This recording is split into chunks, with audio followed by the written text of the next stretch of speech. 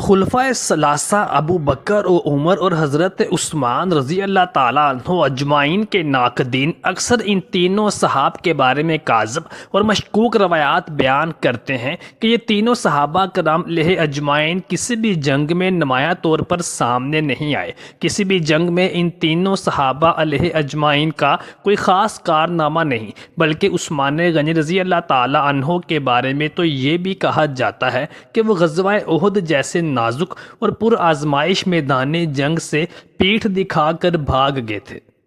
غزوہ احد میں جب نبی کریم صلی اللہ علیہ وآلہ وسلم پر قاتلانہ حملہ ہوا تو اس وقت یہ مشہور اور بڑے جید صحابی ابو بکر، عمر اور حضرت عثمان علیہ اجمعین کہاں تھے؟ کیا نبی کریم صلی اللہ علیہ وآلہ وسلم کے ارد گرد جن صحابہ کرام نے قاتلانہ حملوں کو روکنے کے لیے اپنی جانوں کی پرواہ کیے بغیر ڈھال بن کے نبی صلی اللہ علیہ وآلہ وسلم کی حفاظت کی، کیا ان میں یہ تینوں صحابہ کرام علیہ اجمعین شامل تھے؟ آخر کیا وجہ اور کیا حقائق ہیں کہ ان تینوں صحابہ کرام علیہ اجمعین کے بارے میں مسلمانوں میں یہ شکوک و شبہات جنم لیتے ہیں کہ یہ تینوں صحابہ کرام علیہ اجمعین کسی بھی جنگ میں واضح نہ ہوتے تھے، یا اگر ان تینوں صحابہ کرام علیہ اجمعین نے جنگوں میں کوئی واضح کامیابی دکھائی ہے تو پھر اس کو پس پشت کیوں ڈال دیا جاتا ہے؟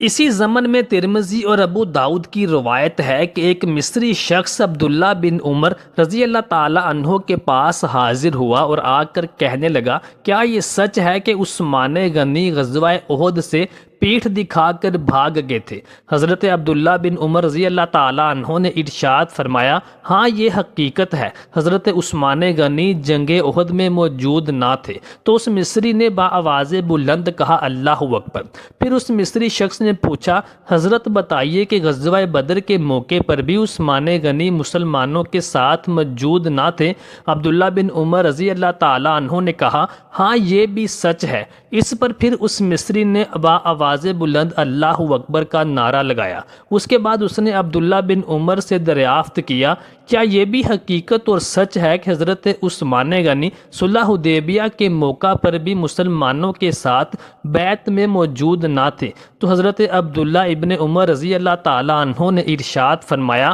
ہاں یہ بھی سچ ہے۔ اور اس پر بھی اس مصری شخص نے اللہ اکبر کا نعرہ لگایا اور واپس پلٹنے لگا تو عبداللہ بن عمر نے اسے آواز دے کر فرمایا، اب میری بات بھی سنتا جا اور جا کر مصر والوں کو بھی بتا دینا۔ رہا سوال غزوہ احد میں حضرت عثمان غنی کے شامل نہ ہونے کا، تو اللہ تعالیٰ نے قرآن مجید میں عثمان غنی سمیت باقی تمام صحابہ کرام کو بھی جو پیٹھ دکھا کر بھاگ گئے تھے معاف فرما دیا۔ اور رہا سوال غزوہ بدر کا، تو اللہ تعالیٰ کے رسول صلی اللہ علیہ وآلہ وسلم کی صاحبزادی سیدہ رقیہ جو کہ حضرت عثمان کی اہلیہ تھیں، وہ غزوہ بدر کے موقع پر بیمار تھیں، تو آپ صلی اللہ علیہ وآلہ وسلم نے حضرت عثمان غنی کو یہ چھوٹ دی تھی کہ اپنی اہلیہ کی تیمار داری کرو، اس لیے وہ غزوہ بدر میں بھی شریک نہ ہو سکے۔ اور نبی کریم صلی اللہ علیہ وآلہ وسلم نے اصحاب بدر میں سیدنا عثمان غنی کو شامل ہی قیاس کیا، یہاں تک کہ مال غنیمت میں سے بھی ان کو حصہ عطا فرمایا۔ اور رہا تیرا سوال کہ صلح حدیبیہ کے موقع پر حضرت عثمان غنی موجود کیوں نہ تھے، تو خدا کی قسم صلح حدیبیہ کے موقع پر حضرت عثمان غنی سے معزز شخص کوئی بھی نہ تھا، کیونکہ حضرت عثمان کے قتل کی افواہ کے جواب میں ہی نبی کریم صلی اللہ علیہ وآلہ وسلم نے صحابہ کرام سے بیعت لی تھی۔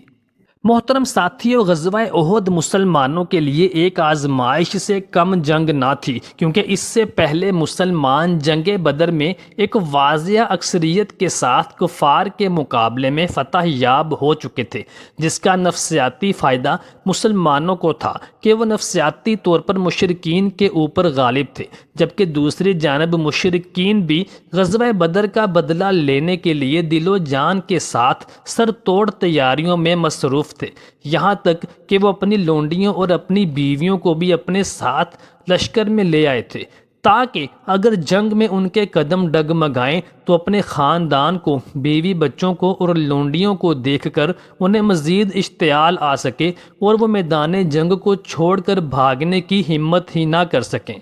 صحیح ترمذی اور المستدرک الحاکم کی روایت ہے کہ نبی کریم صلی اللہ علیہ وآلہ وسلم نے اپنے صحابہ کرام علیہ اجمعین کو جمع فرمایا اور ارشاد فرمایا کہ رات میں نے ایک خواب دیکھا، خدا کی قسم میں نے خواب میں بھلائی دیکھی ہے، میں نے ایک گائے دیکھی ہے اور میں نے اپنی تلوار کی دھار میں دندانہ دیکھا ہے، اور میں نے دیکھا کہ میں نے اپنا ہاتھ ایک مضبوط زرہ میں داخل کیا ہے۔ پھر آپ صلی اللہ علیہ وآلہ وسلم نے خود ہی اس خواب کی تعبیر بیان فرمائی کہ گائے سے مراد وہ لوگ اور صحابی ہیں جو اس جنگ میں شہید ہو جائیں گے، اور تلوار سے مراد یہ ہے کہ مسلمانوں کو کوئی مصیبت پہنچے گی، اور وہ زرہ سے مراد مدینہ منورہ ہے۔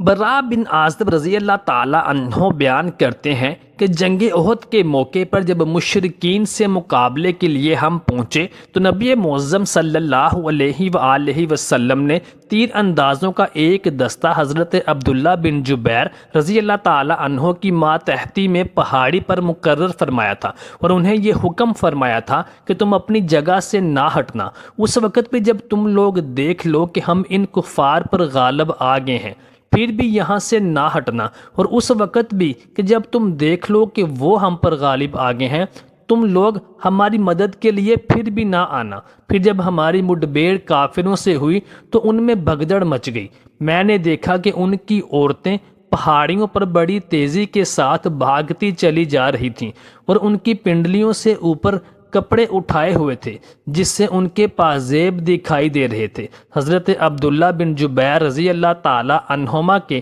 تیر انداز ساتھی کہنے لگے کہ مال غنیمت، مال غنیمت۔ اس پر عبداللہ رضی اللہ تعالی عنہ نے ان سے کہا کہ مجھے نبی معظم صلی اللہ علیہ وآلہ وسلم نے تاکید فرمائی تھی کہ اپنی جگہ سے نہ ہٹنا، اس لیے تم لوگ مال غنیمت کو لوٹنے کے لیے نہ جاؤ۔ لیکن ان کے ساتھیوں نے ان کا حکم ماننے سے انکار کر دیا، اور ان کی اس حکم عدولی کے نتیجے میں مسلمانوں کو ہار ہوئی اور 70 مسلمان شہید ہوئے۔ اس کے بعد ابو سفیان نے پہاڑی پر سے آواز دی، کیا تمہارے ساتھ محمد صلی اللہ علیہ وسلم موجود ہیں؟ نبی صلی اللہ علیہ وآلہ وسلم نے فرمایا کہ کوئی جواب نہ دے۔ پھر اس نے پوچھا، کیا تمہارے ساتھ ابن ابی قحافہ موجود ہیں؟ نبی صلی اللہ علیہ وآلہ وسلم نے اس کے جواب کی بھی ممانعت فرما دی۔ پھر ابو سفیان نے پوچھا، کیا تمہارے ساتھ عمر ابن خطاب موجود ہیں؟ اس کے بعد وہ کہنے لگا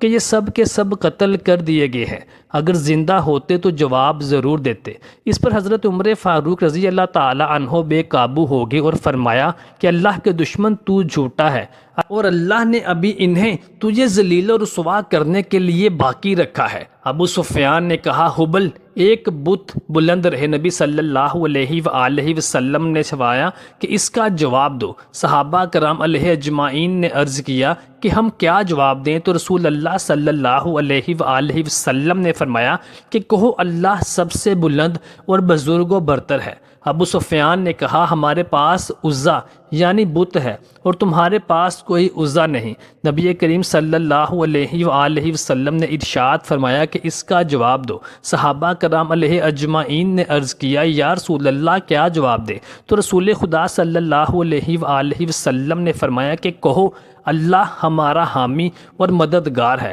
اور تمہارا کوئی حامی نہیں۔ ابو سفیان نے کہا کہ آج کا دن بدر کے دن کا بدلہ ہے، اور لڑائی کی مثال ڈول کی ہوتی ہے، کبھی تمہارے ہاتھ میں تو کبھی ہمارے ہاتھ میں۔ تم اپنے مقتولین میں کچھ لاشوں کا مسلح کیا ہوا پاؤ گے۔ میں نے اس کا حکم نہیں دیا تھا، لیکن مجھے برا بھی نہیں معلوم ہوا۔ محترم ساتھیوں، انہی لاشوں میں حضرت حمزہ بن عبد المطلب رضی اللہ تعالی عنہ، جو رسول خدا صلی اللہ علیہ وآلہ وسلم کے سگے چچا تھے، ان کی لاش بھی شامل تھی، جن کی لاش کا مسلح ابو سفیان کی بیوی ہندہ نے خاص طور پر کیا تھا، کیونکہ حضرت حمزہ رضی اللہ تعالیٰ عنہ کے ہاتھوں اس کا باپ غزوہ بدر میں جہنم واصل ہوا تھا۔ رسول اللہ صلی اللہ علیہ وآلہ وسلم نے ابو سفیان کی باتوں کا جواب دینے سے منع فرمایا تاکہ اس کے دل کا راز معلوم ہو جائے کہ وہ کس مقصد کے لیے پوچھ رہا ہے۔ نیز خاموشی اختیار کرنے میں دشمن کو بظاہر خوشی ہوگی، لیکن جب نبی معظم صلی اللہ علیہ وآلہ وسلم کا اور حضرت ابو بکر صدیق اور عمر فاروق رضی اللہ تعالیٰ عنہ اجمعین کا زندہ ہونا معلوم ہوگا تو زیادہ رنج میں مبتلا ہوں گے۔ یہ بھی ایک قسم کا جہاد ہے۔ حضرت عمر فاروق نے بطریق احسن معلوم کر لیا تھا کہ رسول اللہ صلی اللہ علیہ وسلم کا مقصد یہ ہے کہ ابو سفیان جب تک بولتا رہے اس کا جواب نہ دیا جائے، لیکن اس کے خاموش ہو جانے کے بعد ممانعت نہیں فرمائی گئی تھی، اس لیے عمر فاروق رضی اللہ تعالیٰ عنہ کا جواب دینا نافرمانی اور حکم عدولی نہیں۔ اگر ایسا ہوتا تو رسول خدا صلی اللہ علیہ وآلہ وسلم جواب دینے پر عتاب فرماتے، لیکن ایسا نہیں ہوا۔ اس حدیث سے یہ معلوم ہوا کہ کفر کی آنکھ میں رسول اکرم صلی اللہ علیہ وسلم کی ذات گرامی حضرت ابو بکر صدیق اور حضرت عمر فاروق تینوں بزرگ کانٹے کی طرح کٹکتے تھے۔ یہی وجہ ہے کہ ابو سفیان نے صرف ان تینوں حضرات کے متعلق سوال کیا۔ آج بھی کچھ لوگ حضرت ابو بکر صدیق اور عمر فاروق رضی اللہ تعالیٰ عنہ اجمعین سے پرخاش رکھتے ہیں اور ان پر سب و شتم روا رکھتے ہیں، جبکہ اسلام میں ان دونوں بزرگ ہستیوں کا مقام بہت اونچا اور بلند ہے، اور اس مقام اور اہمیت کو روز اول کے کفر نے بھی محسوس کیا تھا۔ محترم ساتھیو، غزوہ احد میں نبی کریم صلی اللہ علیہ وآلہ وسلم پر شدید قاتلانہ حملے کے وقت کون کون سے صحابہ کرام علیہ اجمعین نبی محترم صلی اللہ علیہ وآلہ وسلم کے پاس موجود تھے؟ علامہ ابن جوزی اور ابن سیوطی لکھتے ہیں کہ ان صحابہ کرام علیہ اجمعین میں صرف ابو بکر صدیق، عمر فاروق، علی المرتضیٰ، عبد الرحمن بن عوف، حضرت سعد بن ابی وقاص، طلحہ بن عبید اللہ، حضرت زبیر بن عوام، ابو عبید اللہ ابن جراح، خباب بن منظر، سعد بن معاذ اور اسید بن خزیر رضی اللہ تعالیٰ عنہ اجمعین باقی تھے۔ اور اسی موقع پر نبی صلی اللہ علیہ وآلہ وسلم نے حضرت علی رضی اللہ تعالیٰ عنہ کو اپنی خاص تلوار جس کا نام ذوالفقار تھا وہ بھی عطا فرمائی۔ اس جنگ میں 70 اکابر صحابہ شہید ہوئے۔ محترم ساتھیو، ابن جوزی اور امام سیوطی کی اس روایت سے ثابت ہوتا ہے کہ حضرت عمر فاروق رضی اللہ تعالیٰ عنہ اور ابو بکر صدیق رضی اللہ تعالیٰ عنہ غزوہ احد کے موقع پر نبی کریم صلی اللہ علیہ وآلہ وسلم کے ساتھ موجود تھے، اور انہوں نے آپ صلی اللہ علیہ وآلہ وسلم کے ساتھ شانہ بشانہ کفار کا مقابلہ کیا تھا۔